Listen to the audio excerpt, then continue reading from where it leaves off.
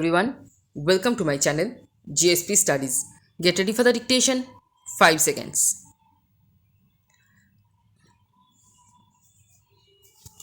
Start.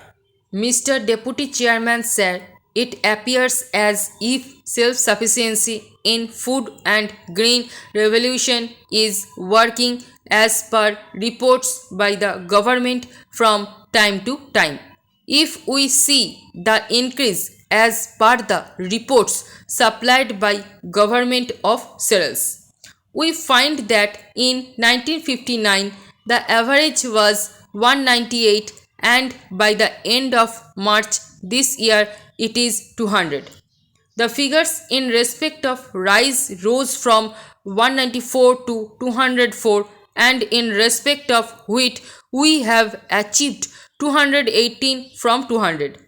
So I would request the House to consider how far we have progressed towards self-sufficiency.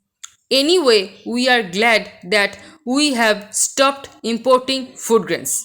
For the last 25 years, we were simply importing food grains and Pakistan was importing arms. The result was known to the entire country. We are proud that we have produced scientists, but it appears they are all fighting for existence. Their activities are limited in the research centers only. What about the real backbone of agriculture in rural areas? May I ask the question? We have not been able to distribute them in rural areas. On the 28th December 1968, at the time of Bihar appropriation demands, I had given certain suggestions about the location of agricultural colleges in our country. I believe not a single agricultural college is situated in rural areas. It remains in the sophisticated areas. So much so, sometimes the students go on strike for shower bath and stainless steel utensils in their hostels. We have to go to the rural areas and establish some colleges where these scientists will go and work for research. They could educate the students, educate the farmers' sons who would go and till their father's land. We must have some provision in the constitution or some rules somewhere for implementing such work so that the agriculturalists and agricultural graduates will go to villages and work in their father's land and develop their own land, as well as they will work as advisors to their poor village farmers. They can be teachers in schools. We have got the research work and education at the highest stage.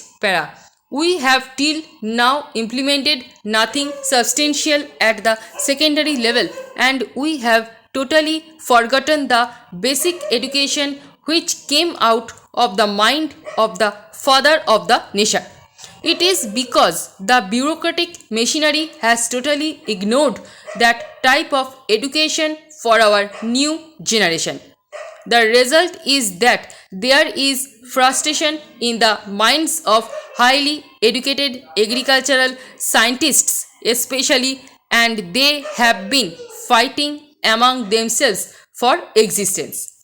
I believe, as has already been told by some of my colleagues, that there may be frustration again after these educated agriculturalists go to their villages. So we will have to take certain decisions if we want to introduce mechanized farming. We will have to take a separate decision with regard to the lands which come under cultivation and different decisions for other lands. The farmers get very little or no facilities for soil testing. My suggestion is that there should be soil testing laboratory in each block headquarters so that the farmers can get instructions from the specialists very easily. I have already mentioned about selling. There are some places in the country where deforestation is going on rapidly and the farmers are being instructed by the government machinery for growing forests in their highlands and wastelands. But I believe the authorities will take care to exclude the forests in the agricultural lands from the land ceiling laws. Para. Another suggestion is about the fishing tanks.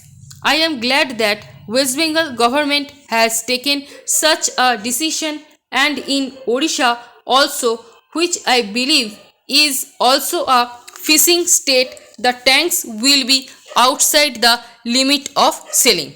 Para. I now come to the activities of the Food Corporation of India. It has become a panic in the minds of the rural farmers. Then comes the problem of fertilizers. In agriculture, fertilizers play a very important role. As you know, Odisha is a rice producing state, and we have been fighting with the government and requesting for having a naphtha based fertilizer unit in Paradip.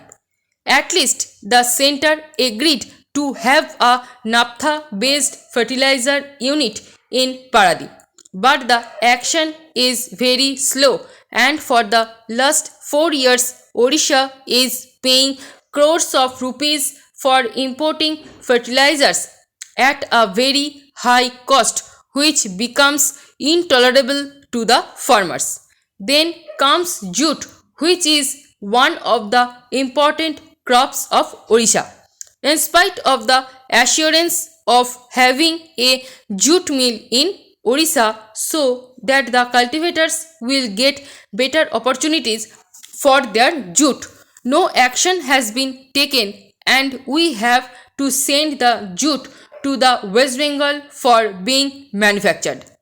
In this net, the cultivators lose heavily the price, as there are also certain shortcomings in the government departments and in certain sections.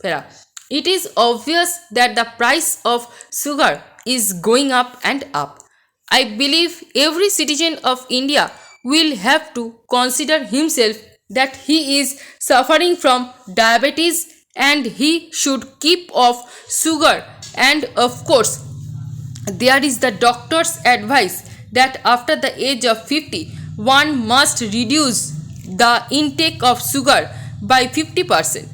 Everybody here will feel that he has attained the age of 50 and give up sugar to that extent.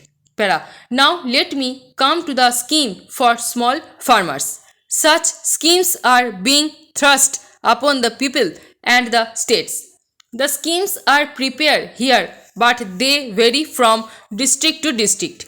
In some places, persons having 2 or 5 acres may be called small farmers, but in various areas, one has 10 acres, still he is small farmer. Stop. এই প্যাসেজের stroke এবং PDF পেতে Telegram গ্রুপে join করুন এবং ভিডিওটি ভালো লেগে থাকলে লাইক, শেয়ার এবং সাবস্ক্রাইব করে পাশে থাকা বেল আইকনটি প্রেস করে রাখুন সবার নোটিফিকেশন পেতে। Thanks for watching.